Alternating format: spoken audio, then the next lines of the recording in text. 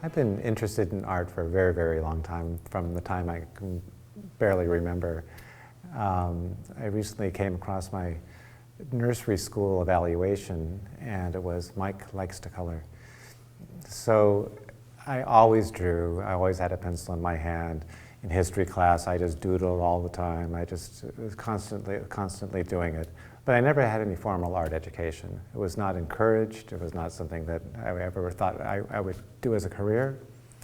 So I never took an art class until I was in college. And we did this, it was a survey class, so where we did oil one week, acrylic one week, and watercolor one week. And this was in Southern California. It was 90 degrees, 5% humidity, cheap materials. So my first experience with watercolor was a total disaster. And I thought, I will never, ever touch this again. And I was so traumatized that it took 10 years before I actually tried watercolor again. And that was because I did go to an exhibit in San Francisco. I was always interested in watercolor, loved it, always just looked at watercolor, amazed that people could do this kind of thing. But I thought, I won't try it. But I saw this exhibit of John Singer Sargent in 1985, some of his plein air paintings in Venice, and I decided, I've got to learn how to do this. So I took some classes, and then I eventually, the other part, I joined a plein air group, and we went out once a month and painted, and I watched these guys, how they did it. I learned a lot from them. And I just continued, once a month we went out and painted. And I started doing my own fine artwork. Whenever I traveled, I brought my sketchbook and did paintings. So it's been a long road, but it's a very, very sad. I don't know what it is about watercolor that I love, but there's something, and I just always enjoy it, no matter how challenging it can be sometimes. I decided I was going to make art a career when I was the age of 23. I had prior to architect, I got my architecture degree. Prior to that, I was a history major, but I got my architecture degree, and I worked for this architecture firm. And they hired an architectural illustrator while I was there, and I thought, wow, you can do that? And I was 23, I had no overhead, and I was very naive, so I thought, I'll just go out and do this and make a living. It was difficult at first, but I eventually got some clients and developed my skills a lot by just having to do this all the time.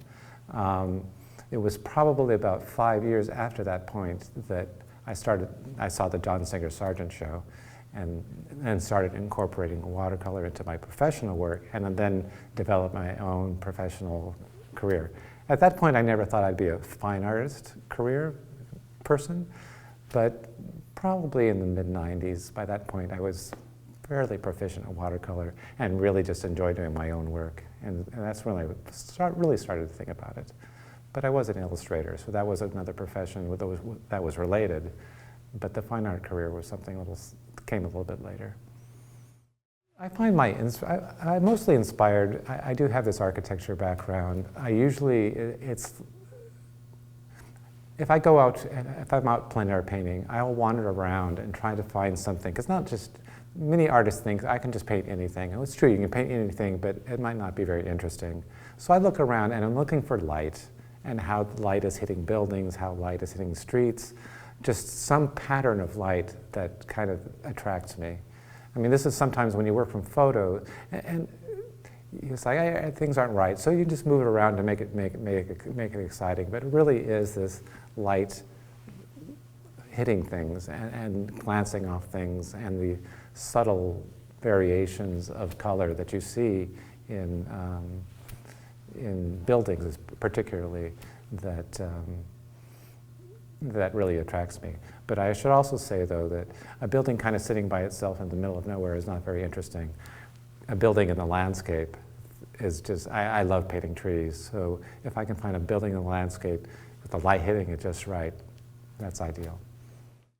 I think what's different about my work from other people do some similar things, is that there's a certain precision in my work. I mean, I'm very careful that the perspective is correct, that the lines are vertical and things like that, which is just my illustration career.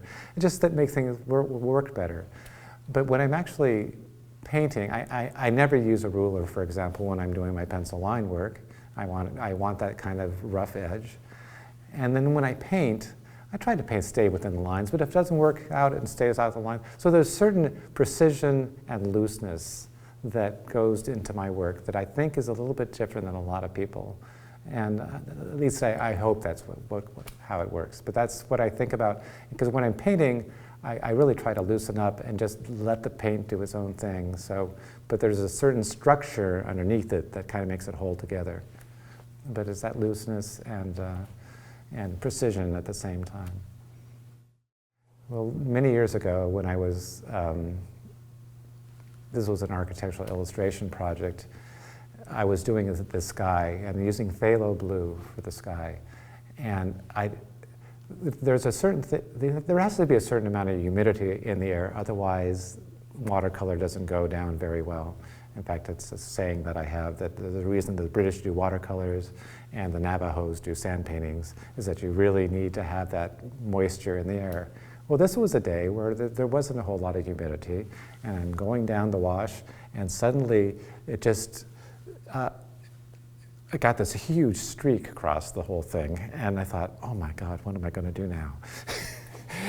And because I had a deadline and so on and so forth. So I just improvised. And so I started messing up the sky and doing this, that, and the other, and just hoping for the best, adding more paint. And it was mostly salad. In fact, I remember the comment was, boy, that's a wild sky.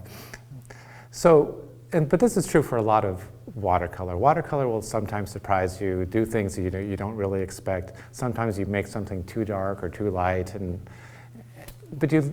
or things don't mix exactly the way you want them to.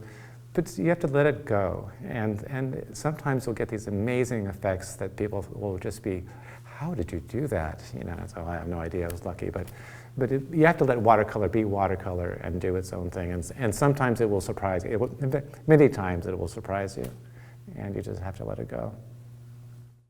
When I teach students, I make a big effort to be as positive as I can, but couching that with the things that they need to take it to the next step.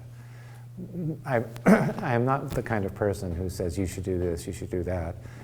I first find the good things that they're doing and promote those things and give them suggestions on how to take their work to the next level. Workshops are really, really valuable, taking it from a number of different people. I mean, I have my way of doing it. There's many other people who have ways of doing it. But then after you do the workshop, really the best way not to do it, or to take it to the next level, is just to keep painting. If you don't do it for another 4 weeks, you will have forgotten what you've learned. I mean, I see that many times when I see people over time.